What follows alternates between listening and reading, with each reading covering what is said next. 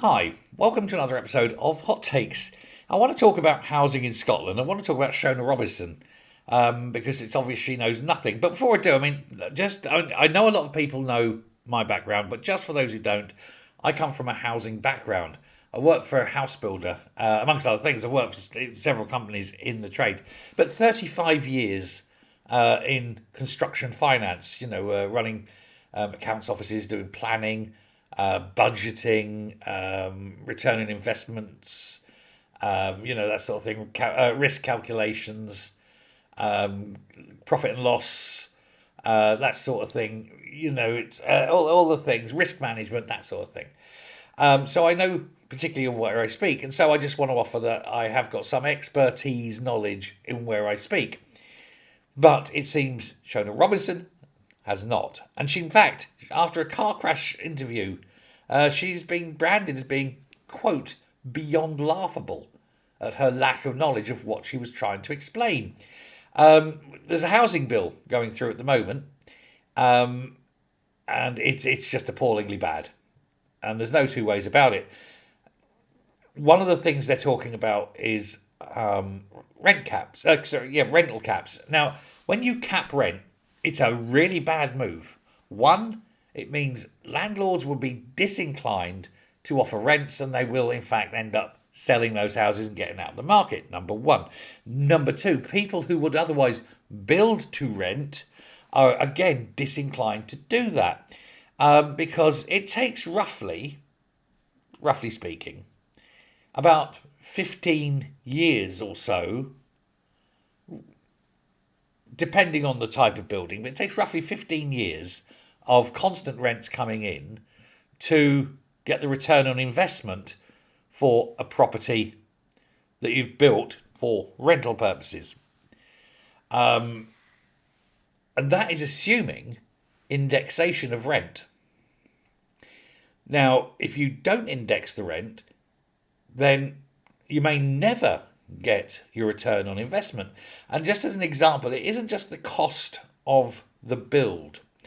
In fact, when you're just building a house, a commercial house for sale, what happens is you look at the land. You say, how many houses can we get on there? You go, oh, we can get 2 of them, 3 of them, 1 of them. Okay, what we're going to sell them for? Well, you know the prices they're going to go for. You go, right, boom, boom, boom, boom, boom. That's how much money is coming in from the sale of the, say, 6 finished houses. You know how much each house is going to cost to build.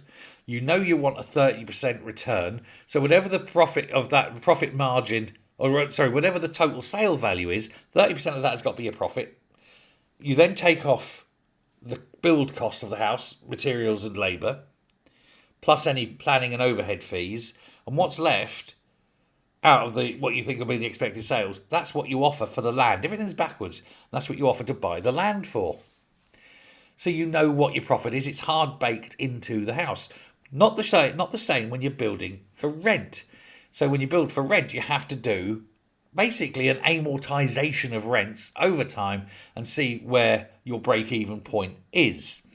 And it's usually, depending, like I say, on the costs, 15 to 20 years, assuming normal indexation. You put a rent control on, and that indexation's out the window. You may never get your return on investment, or at least your return on investment may be so long as to be meaningless, and so therefore people won't do it. You're going to lose investment on it. People won't build them. And that's what the Scottish Government are finding now. They want all these little community houses, social housing and all this built. But the builders are saying, no, we can't make money on that. We're not investing money there and not getting a return when we can go south of the border, build the same house and get our return of investment a lot quicker. And the SNP don't like this. They're saying, well, no, you can't do that. You can't do that. Yes, they can. Nothing's stopping them. Oh, but we need these houses. Well, you better bloody pay for them then. But they won't, and so therefore they're not being built. Now, that's just two examples. For example, the rent control being one, and of course the fact that nobody wants to build social housing being the other one. There is a third, which is a major concern, and that is that they don't actually have enough builders. So many builders have gone south to England that they're having trouble getting anyone to actually build at all. One of the reasons, of course, is the tax is so high. Why work in Scotland and get taxed higher when you can work in England and take more home?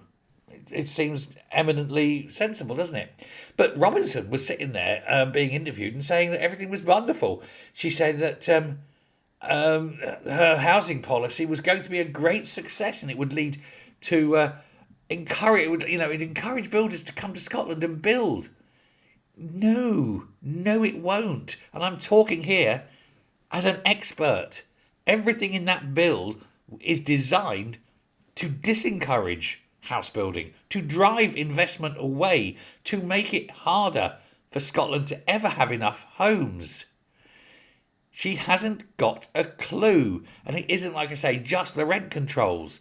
There's other things too. There's planning.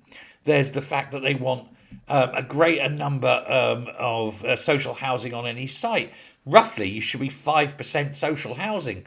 If you get 5% social housing, you can just about absorb the cost of that into the commercial cost of the rest of it. But they wanting 20 and 30%. It's unachievable.